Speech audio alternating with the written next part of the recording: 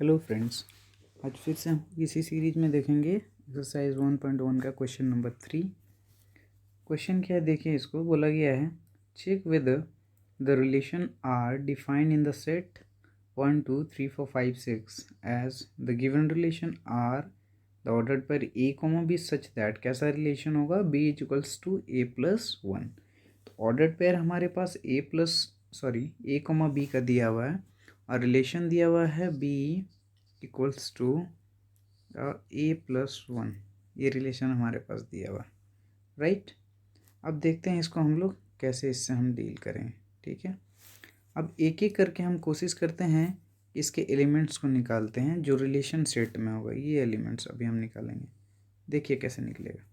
सबसे पहले तो हमारे पास क्या दिया हुआ है? B is equals to A plus one दिया हुआ है, राइट। अब एक एक करके ए का वैल्यू चूज करिए। कहाँ से? ध्यान दीजिएगा, ये इसका डोमेन सेट है तो इसी से ये चूज होगा, राइट। तो अब एक एक करके वैल्यू चूज करते हैं। Suppose a equals to one रखते हैं, equals to one. A equals to जैसे ही यहाँ वन रखेंगे तो one plus one becomes two, तो b is equal to two आ जाएगा, तो ये आ गया। उसी तरीके से जैसे ही इक्वल्स टू टू रखेंगे तो टू प्लस वन थ्री, तो ये वाला आ जाएगा। थ्री रखेंगे तो ये, जैसे ही यहाँ पे फाइव रख देंगे, दिस फाइव प्लस वन, तो ये क्या बन जाएगा? सिक्स, तो ये बन गया फाइव सिक्स। अब सिक्स नहीं रख सकते हैं, क्यों? जैसे ही यहाँ हम सिक्स रख देंगे तो ये बनेगा सिक्स प्लस वन, तो ये बन जाएगा हमारा, क्या बनेगा जी? ये फिर सेवन बन जाएगा। लेकिन सेवन तो यहाँ पे है ही नहीं इस सेट में, दैट्स वाई एक वैल्यू हम रिमूव करेंगे। कौन सा? ए का हम लोग वैल्यू सिक्स नहीं ले सकते हैं। तो फाइनली हम लोग बोल सकते हैं कि हमारे पास जो सेट होगा, रिलेशन का सेट, उसमें कौन कौन से एलिमेंट होगा? ये सारे एलिमेंट होंगे, ठीक है। अब हमको जितना भी ऑपरेशन करना है इसी सेट में करना है, राइट।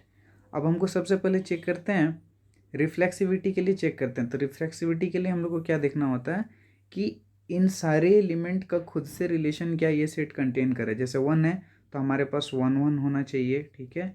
टू टू होना चाहिए, थ्री थ्री होना चाहिए, फोर फोर होना चाहिए, five five and six six होना चाहिए, ठीक है। ये सारा होना चाहिए, एक भी छूटना नहीं चाहिए, ठीक है।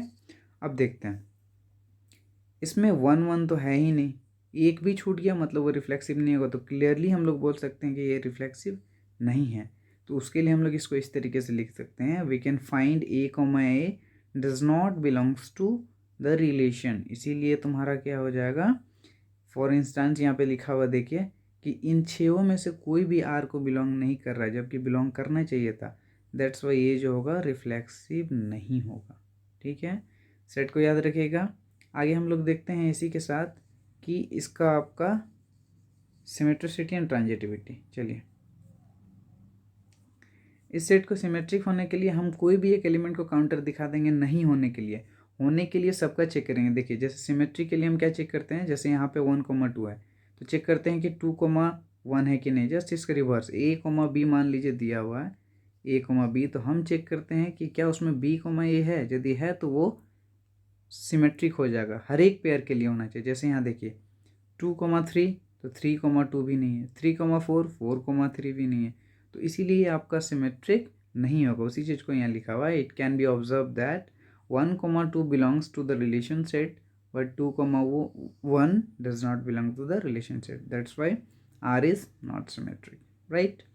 अब फिर से हम क्या करेंगे कि इसको ट्रांजिटिव दिखाने के लिए ये ट्रांजिटिव है या नहीं, उसके लिए पहले तो दो ऑर्डर्ड पेयर लेंगे। कैसा ऑर्डर्ड पेयर लेंगे? एक का जो वाई एक्सिस खत्म होगा वहाँ पे दूसरे का शुरू होना चाहिए। तो मान लेते हैं इन दोनों को हम कंसिडर करते हैं। आप किसी और को भी ले सकते हो, कोई प्रॉब्लम नहीं। जैसे मैं लेता हूँ 1,2 2,3। अब देखिए 1,2 है इसमें, 2,3 है। क्या 1,3 इसमें है? देखिए 1,3 इसमें नहीं है। उसी तरीके से यदि हम इन दोनों को कंसिडर करते हैं, सपोज इन दोनों को कंसिडर करते हैं 3,4 4,5, ये दोनों तो है, लेकिन 3,5 है क्या सेट में? देखिए 3,5 भी नहीं है, नहीं है ना 3,5। तो दैट्स वाई हम ये बोलेंगे कि यहाँ पे जो भी आपका सेट जो रिलेशन बन रहा वो ट्रांजिटिव भी नहीं है। That's why the relation is neither reflexive nor symmetric and nor transitive.